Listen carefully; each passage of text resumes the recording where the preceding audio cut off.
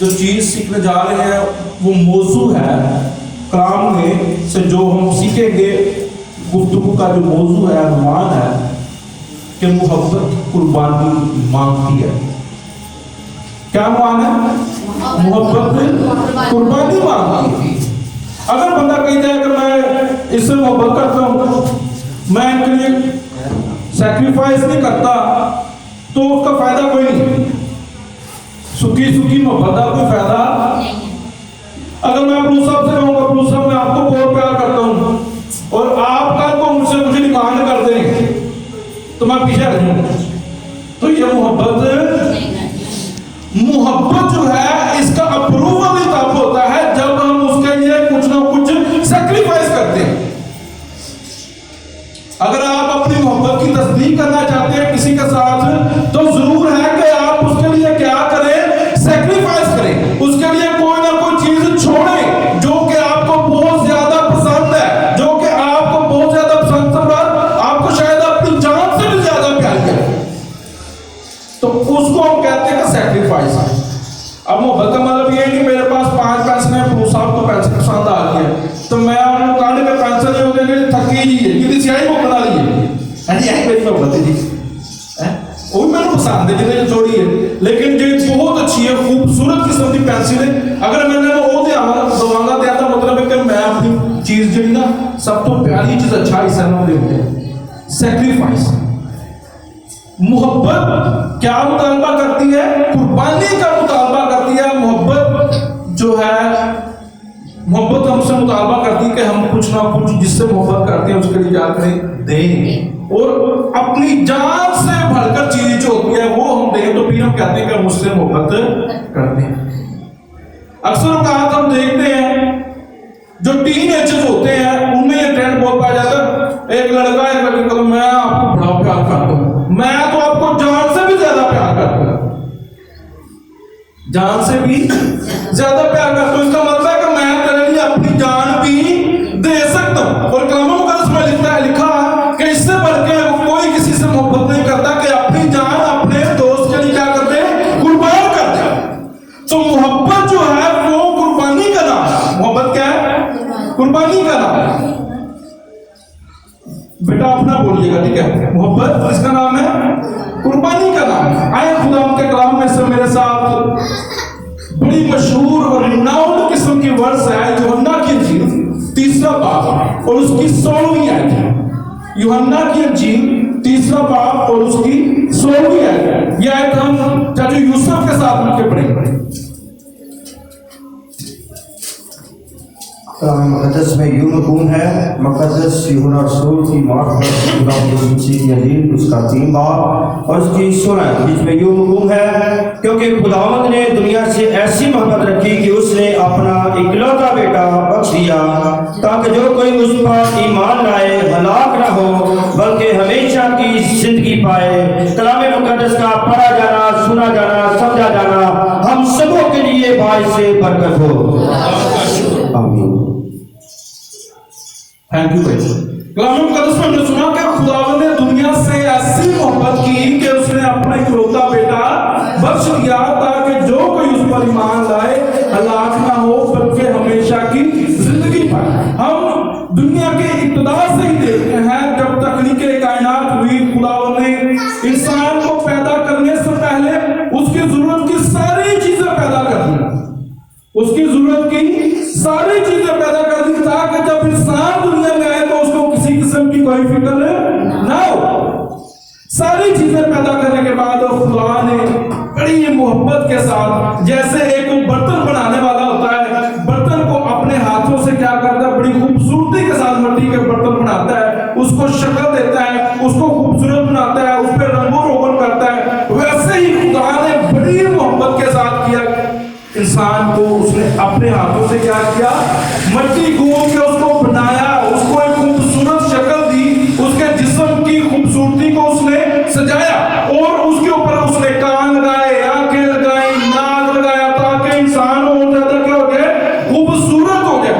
जैसे कि हम अक्सर कोई पौधा लगाते हैं तो हम या कोई चीज घर में लगाते हैं तो हम कोशिश करते हैं कि वो ज्यादा से ज्यादा प्यारा लगे। कुछ लोग गमले बनाते हैं और गमलों के ऊपर रंग करते हैं, रंग करने के बाद कुछ लोग या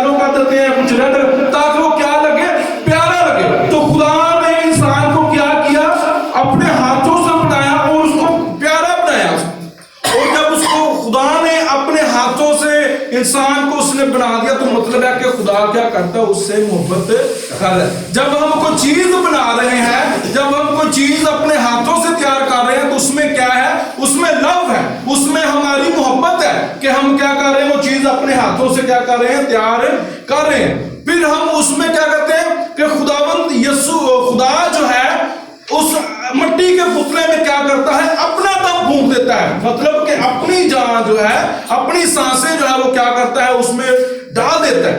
तो ये भी क्या है, मोहब्बत की निशानी है। लेकिन एक वक्त ऐसा आता है कि वो मोहब्बत के दरमियान में इब्लीस के वसीले से क्या आ जाती है, दरार आ जाती है। क्या आ जाती है, दरार आ जाती है। और जब मोहब्बत के दरमियान में जो खुदा की और इंसान की जो मोहब्बत थी, जब उसके औरत के वसीले से और इब्लीस के वसीले से जब उस मोहब्बत में दरार आ जाती है और वो मोहब्बत का रिश्ता जो होता है वो फीका पड़ जाता है, तो फिर खुदा उसकी जो तलाफी करने के लिए, उसका खामियाजा भुगतने के लिए वहां पे अहद करता है कि मैं तेरे दरमियान में और औरत के दरमियान में, तेरी नस्ल के दरमियान में और औरत की नस्ल के दरमियान में क्या करूंगा, अदावत डालूंगा, वो तेरे सर को कुचलेगी और तू उसकी एड़ी की ताक में रहेगा।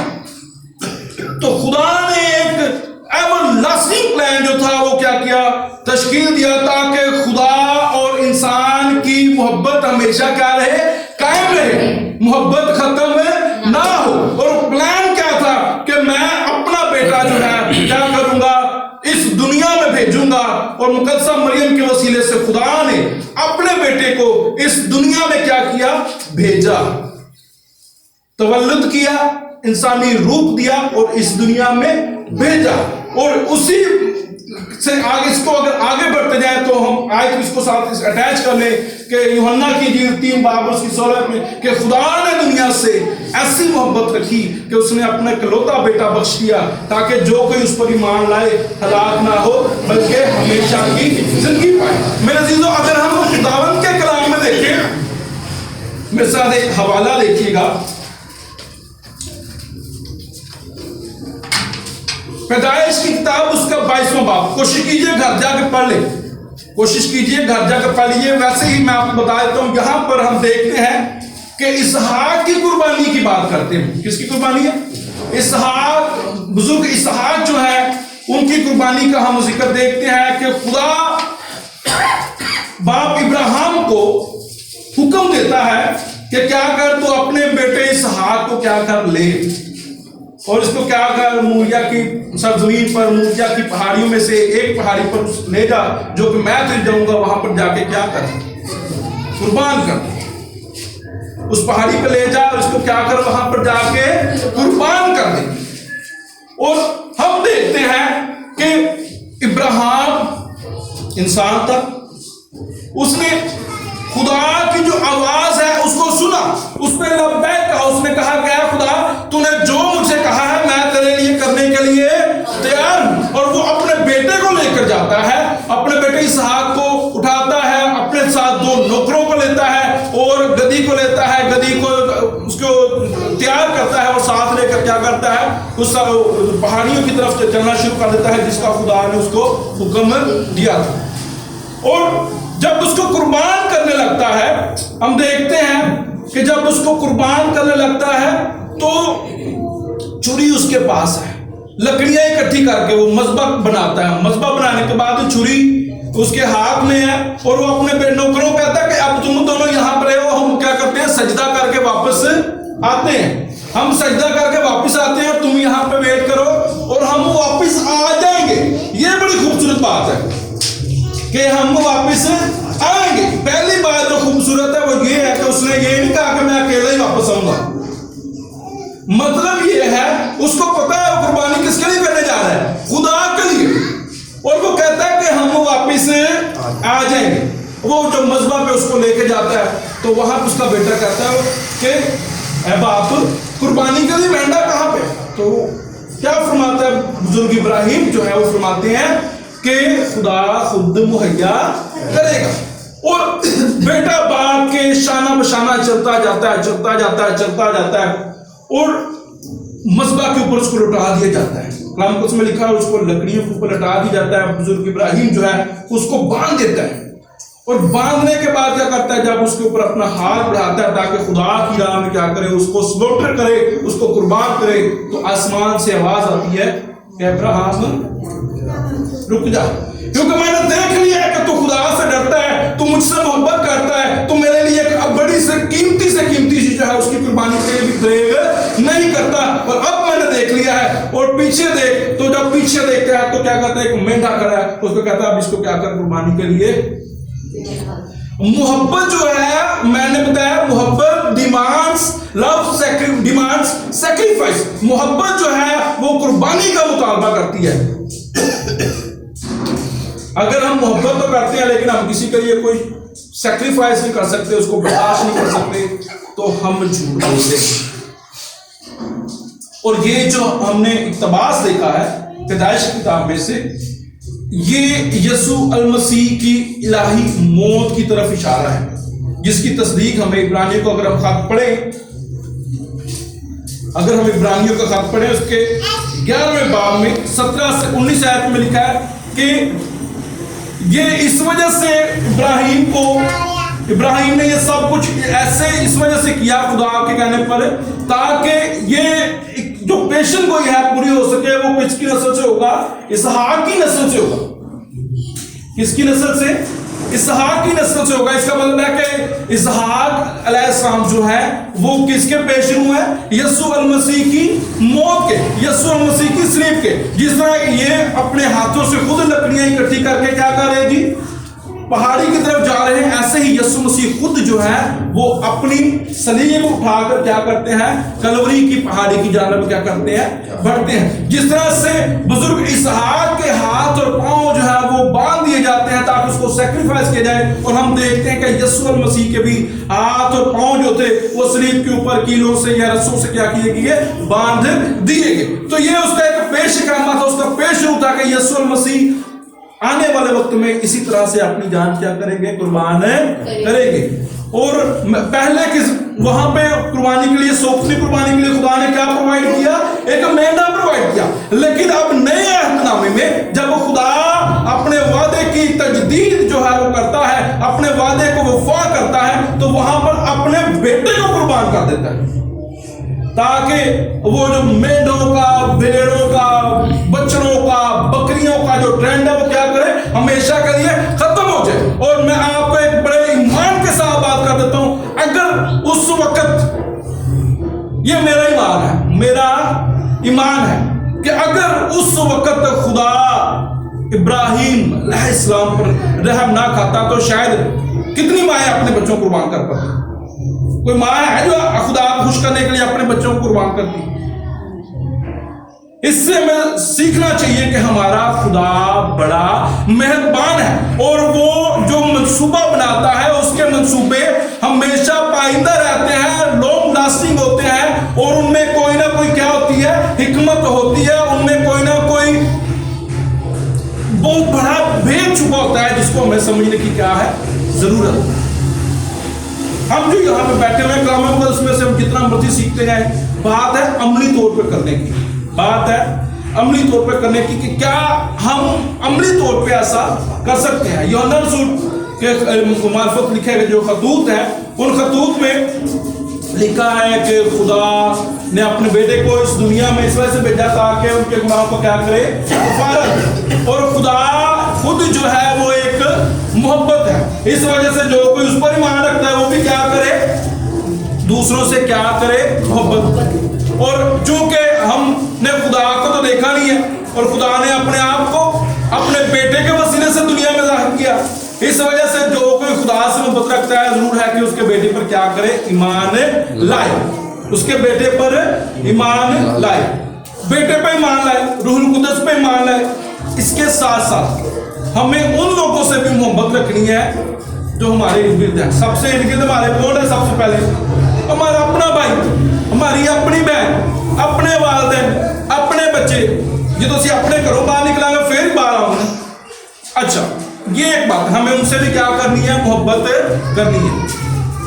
मुझे, हम किसी घर में बैठे हुए थे, मैं और माँ जी थे और बहन मोना थी, तो मुझे किसी भाई ने कहा, यार मैंने आपके भाई को पूछा कि विल्सन कितने बजे घर आता है, तो वो कहता है कि मैनू ना आंदे आंदा पता ना आंदे जानदा, ना आंदे आंदा पता ना आंदे जानदा पता।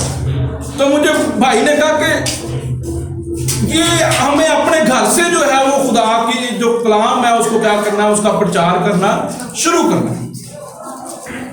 मैं ना खामोश हो गया, क्योंकि उन्होंने अपनी जगह पे बिल्कुल ठीक कहा।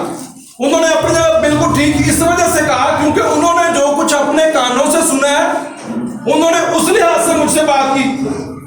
लेकिन इसका एक दूसरा पहलू ये भी है, जो बंदा पास रहता है उसको पता है कि रिलेशंस क्या है। आज से कुछ अर्से पहले मैं आपको खोल के बता रहा हूं बात, ठीक है। बात वो थी जो खुल के बताई थी। हमारे घरों में ना मेरी बड़ी भाभी के घर का सारा जेवर चोरी हो गया, जेवर सारा चोरी हो गया। जब जेवर चोरी हुआ, तकरीबन 2 लाख मालियत का जेवर चोरी हो गया। जब जेवर चोरी हुआ तो सारा इल्जाम मेरी मिसेज पे आ गया, क्योंकि जिस दिन चोरी हुआ था वो सारे हम कहीं किसी जगह पे गए हुए थे, और वो सारा मलबा किस पे आ गया, मेरी मिसेज पे। लेकिन जब वो चोरी हुआ उस दिन का किसी को नहीं पता किस दिन चोरी हुआ। सिर्फ इस वजह से मेरी मिसेज पे इल्जाम आ गया कि ये चोर है, क्योंकि ये घर पे है, ये दरवाजे पर बैठी रही है, तो इसका मतलब है यही घर पे थी, तो इसी ने उठाया, इसी ने उठाया। भाई साहब बाबिया को जाना, मैंने कहा बाबिया को, मैं कहा बाबिया को नहीं जाना। मेरी मां ने कहा काले जादूगर को, काले जादूगर। मैं कहता जी रुपया लगेगा 5000 ते अज रात को वेखना यहाँ बंदा तां ते यहाँ थां, यानी कि उत्ते चला जाएगा या मिट्टी दे विच चला जाएगा। और मैं कहा यार सानू इहो जिहा राह ना दस कि असीं या उहनूं तां भेजीए ते या थां भेजीए, ना असीं उहनूं तां भेजदे ना थां भेजने आ, कसमां नूं खा गया। जेवर की गल है, मैं कहा यार मैं अपनी, मैं कहा बाजी मैं तेनों जेवर दे दियांगा, हुण तूं दोबारा ये गल नहीं करी। मैं कहा अगर चीज गुम्मी है तो साडे घर दे विचों किसी नूं तां ठा करेगा ना, एडा अगर सीधा ना दसे भी किंदे कोल, ठीक है।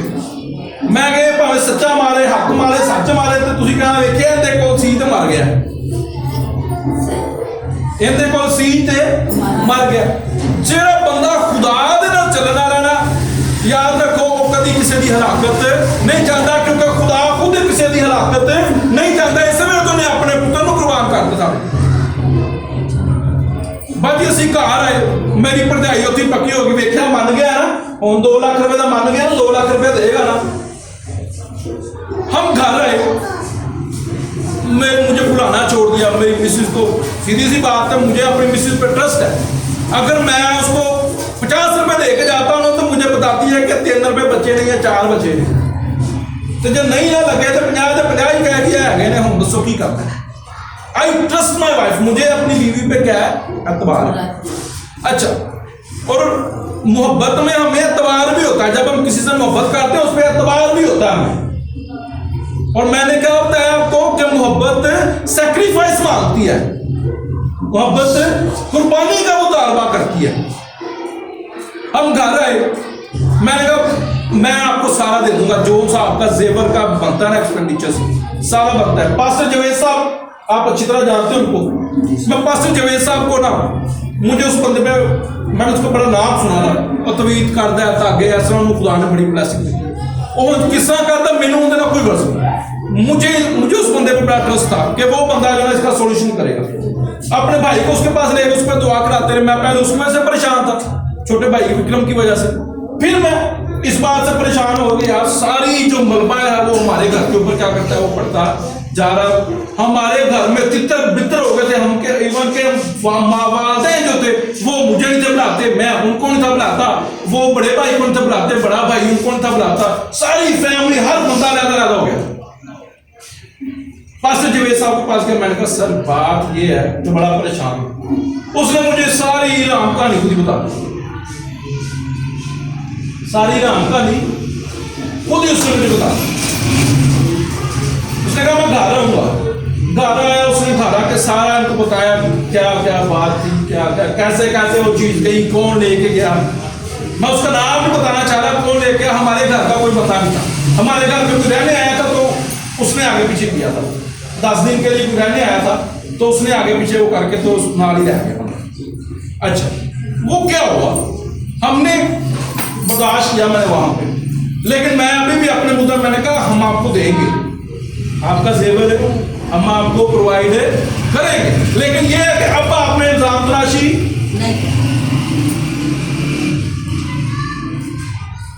दो बंदों के पास, मैं उसके पास किसी के पास नहीं गया, फिर 2 बंदे को गए, 3 बंदे को गए, मोलेवाल गए, कसूरों बाबा आया, उन्हें शीशे च वेख्या, इंज वेख्या, लो जी उन्होंने भी सानू कोई दसिया कि भाई वो बंदे को जिंदी चीज चोरी हुई ना, जो भज्जियां बाबा गानू आना तो उदों कोई नहीं मानता, और जो घर डिगी ना दीवार तो उदों भी मने ना।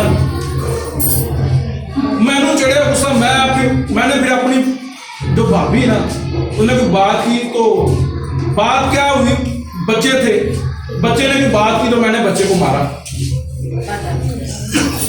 मेरा भतीजा है, उसने भी बात की तो मैंने उसको मारा। मैंने कहा आपने ये बात क्यों की है? ये सारी जो हिस्ट्री है, इसका सारा मलबा क्या हुआ मेरे उत्ते आ गया। मैंने ना फिर अपनी भाभी से सही में उसके साथ बोला, मैंने ना रिश्तेदारी एक तरफ दी, फिर मैं ना वो कहते ना भैड़ियां बुढ़ियां वांगू मैं चंगियां सुनाइया, फिर मैं लिहाज नहीं, क्योंकि मुझे पता था कि मैं सच्चा हूं, मुझे यह भी पता था कि मैं गलत राह पर नहीं जा रहा। फिर मैंने सही उनको ना, मैंने सब कुछ साइड पे कर दिया, मैंने बर्दाश्त, मैंने फिर सीधी सीधी उनको सुनाई वहां कि ये हकीकत है। उसके बाद क्या हुआ, बुलाना छोड़ दिया, शाम हुई, मेरा बड़ा भाई घर आया। अब ये बात है सर, मेरा बड़ा भाई घर आया,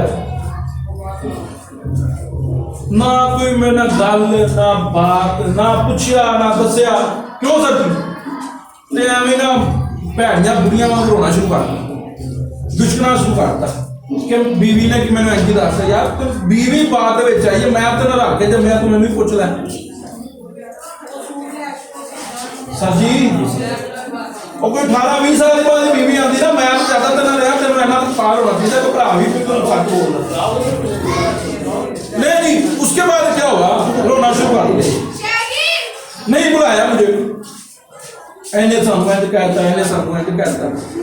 यार आप मुझे बताए पास्टर साहब, आप मुझे बताए, आप मुझे कहते हैं चोर है, आप मुझे कहते हैं ये लुच्चा है, आप मुझे कहते हैं ये लपंगा है, आप मुझे पता नहीं क्या कुछ कहते हैं।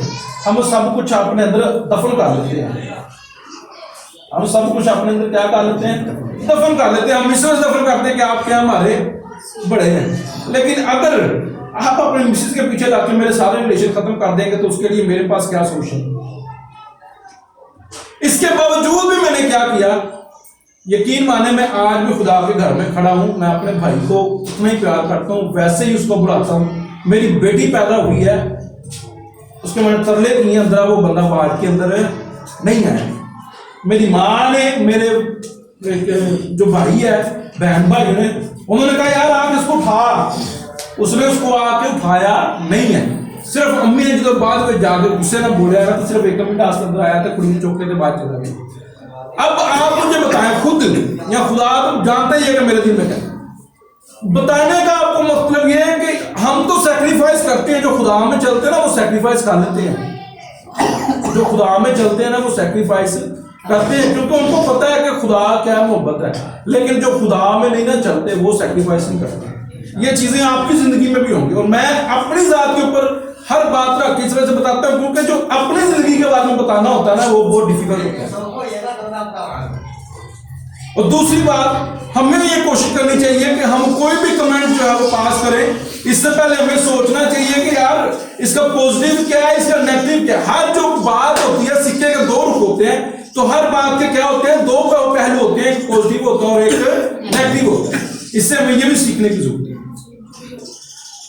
और मोहब्बत एक सेक्रीफाइस का नाम है, और सेक्रीफाइस, जो बंदा सेक्रीफाइस नहीं करता, कुर्बानी देना नहीं जानता, वो मोहब्बत भी नहीं करता। अगर आप कहते हैं कि आप मोहब्बत करते हैं, you have to burn like a candle, आपको मोमबत्ती की तरह जलना है। जब तक मोमबत्ती जलती नहीं है तब तक वो दूसरों को रोशनी नहीं देती। जब तक मोमबत्ती जलती नहीं है तब तक दूसरों को रोशनी नहीं देती।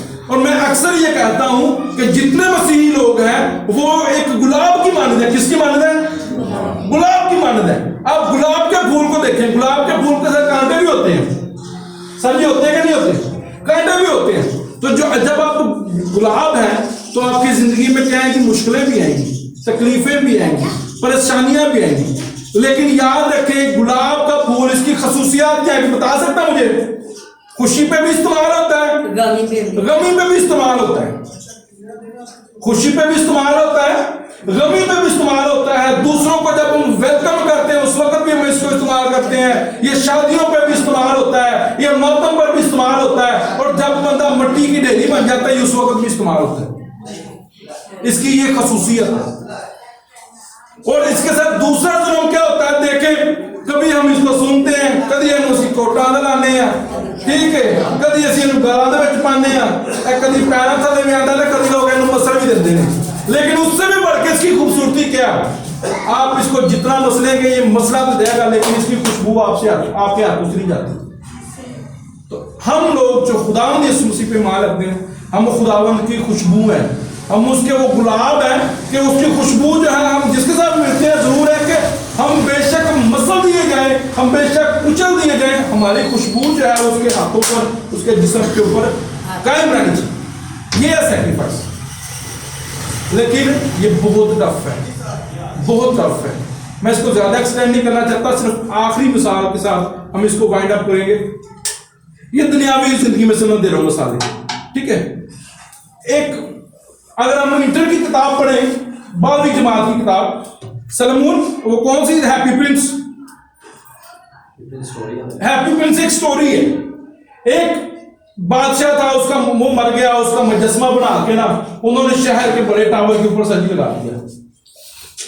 और जो मुजस्मा उसने बादशाह का बना के टावर के ऊपर लगाया, तो वो बादशाह ना, अब जब वो जिंदा था वो तब भी बड़ा क्या था? रहमदिल था, दूसरों से बड़ा मोहब्बत करने वाला था। वो अपनी कौम को, अपनी राया को बड़ा प्यार करता था।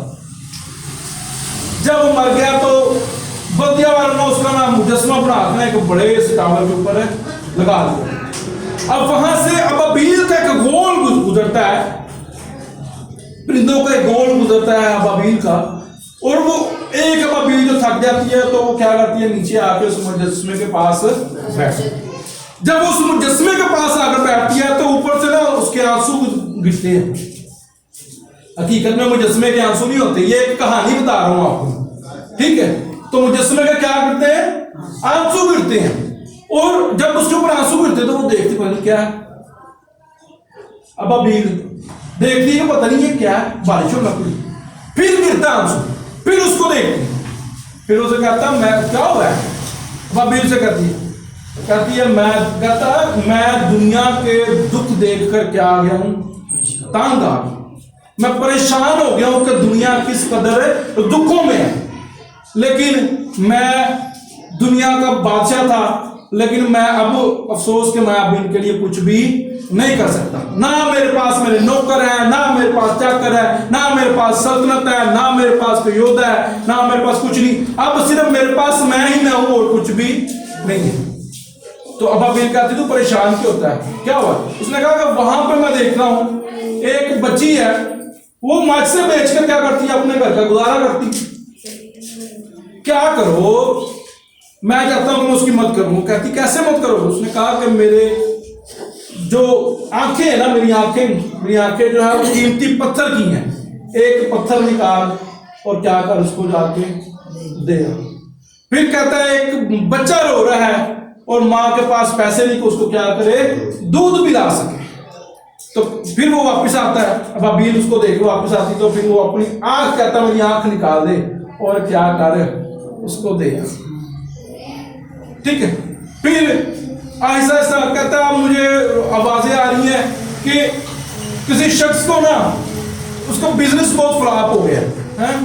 तो वो कहता मेरी सारी जो स्किन है वो भी क्या कर, जरूरतमंदों में क्या कर, सोना चांदी से बनी हुई है, ये भी क्या करे, सारी जाके लोगों में क्या कर, बांट दो। जब सब कुछ उतर जाता है ना, अब वो कुछ रहता है, तब अभी वो कहता है हम तो चढ़ जाओ, मेरे को कुछ भी नहीं। अब जब उसके ऊपर से सोना भी गया, कीमती पत्थर भी गए, चांदी भी गया, हीरे जवाहर सब कुछ जब उसके जिस्म का उतार लिया जाता है, तो फिर क्या होता है, उसी मुजस्मे को उठा के रद्दी में फेंक देते हैं, कूड़े में फेंक देते हैं, और बाद में वो पिसा जाता है और खत्म हो जाता है। लेकिन इससे हम ये सीखते हैं कि वो मोहब्बत करता था तो वो सेक्रीफाइस भी करता था। वो मोहब्बत करता था तो सेक्रीफाइस भी करता था। आज झूठे दावे किए जाते हैं कि हम मोहब्बत करते हैं। जो बंदा वो कहता है ना कि मैं मोहब्बत करता हूं, उसको क्या मेरे लिए कोई एक चीज सेक्रीफाइस कर दे, आपके सामने दूध का दूध और पानी का पानी हो जाएगा। वो बेशक आपका कुछ छोटे से छोटा बंदा है, बेशक आपका मुल्क का वजीर आजम है, बेशक कुछ छोटा सा खादम है, बेशक बहुत बड़ा नामवर खादम है, आप उससे कोई डिमांड कर दे, अगर वो आपकी पूरी कर देता, अपनी सबसे प्यारी चीज आपको कुर्बान कर देता है, तो वो खादम या वो वजीर आजम या वो बादशाह आपसे मोहब्बत कर